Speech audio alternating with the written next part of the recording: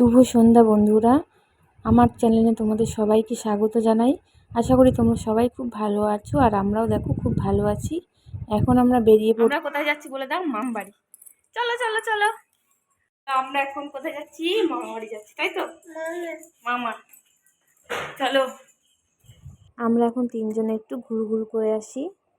দেখো আমার সোনার মোটরসাইকেলে উঠে কত আনন্দে ও একদম নাচতে নাচতে যাচ্ছে। আমরা এবার রেলগেট পার করছি, একটা ছোট্ট ট্রেন, তোমাদেরকে দেখাতেও পারলাম না। আমরা আবার গাড়ি চালানো শুরু হয়ে গেল। এবার আমরা চলে যাচ্ছি পুকুরি করতে, বাড়িও চলে এলাম। এই মা এখন রান্না করছে পটল আলু আর ডিম দিয়ে একটা নতুন ধরনের তরকারি। আর এই যে গরম গরম ভাত হয়ে গেছে, পটলের জন্য এখন পটল ভেজে নিচ্ছে। আর এদিকে আমি চা খেয়েছিলাম সবাই মিলে, সেই চায়ের বাসনগুলো একটু ধুয়ে নিচ্ছি। আর ওইদিকে দেখো আমার পুচকি সোনা কি করছে, ও খেলা করছে।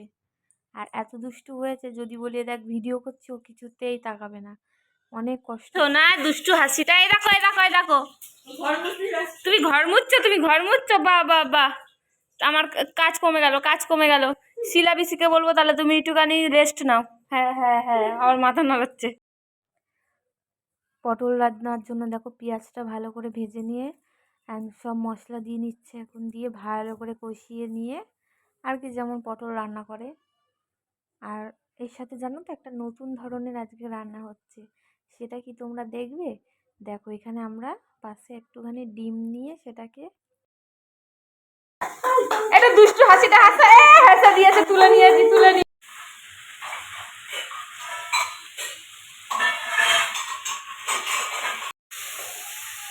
জল দেবো তোমার ওটা শেষ হতে হতে ডিমটাও হয়ে যাবে।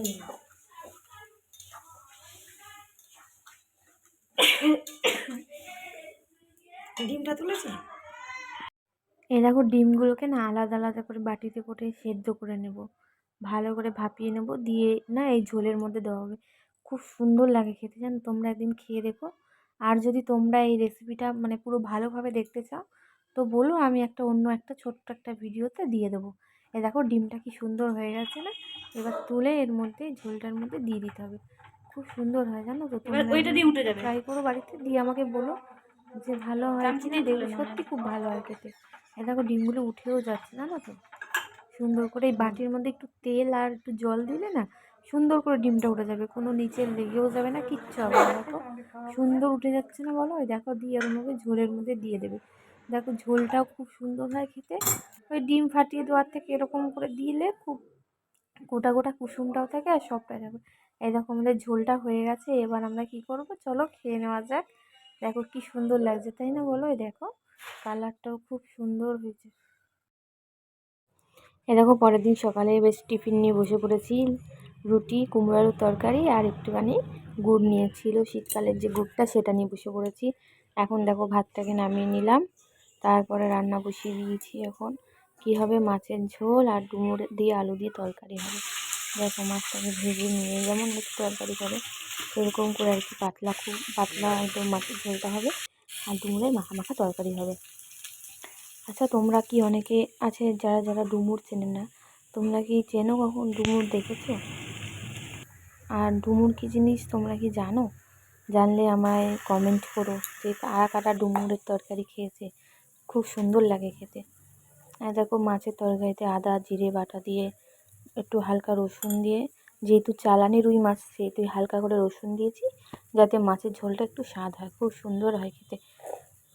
দিয়ে এবার এভাবেই কষিয়ে কষিয়ে যত কষাবে ততই সব কিছুই মানে কষানোর উপরেই আর কি রান্নাটা ডিপেন্ড করে, জানো তো?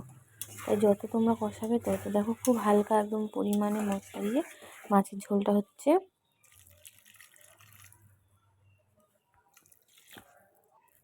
মাছগুলো দিয়ে ফুটিয়ে নিয়েছি, এবার নামিয়ে নেব। শুভ দুপুর বন্ধুরা। একদিন পর তোমাদের সাথে একটা ছোট্ট ভিডিও শেয়ার করলাম। যদি আমার এই ব্লগটি ভালো লেগে থাকে তোমরা তাহলে একটা লাইক, কমেন্ট আর একটা সাবস্ক্রাইব করে দেবে। টাটা, ভালো থেকো।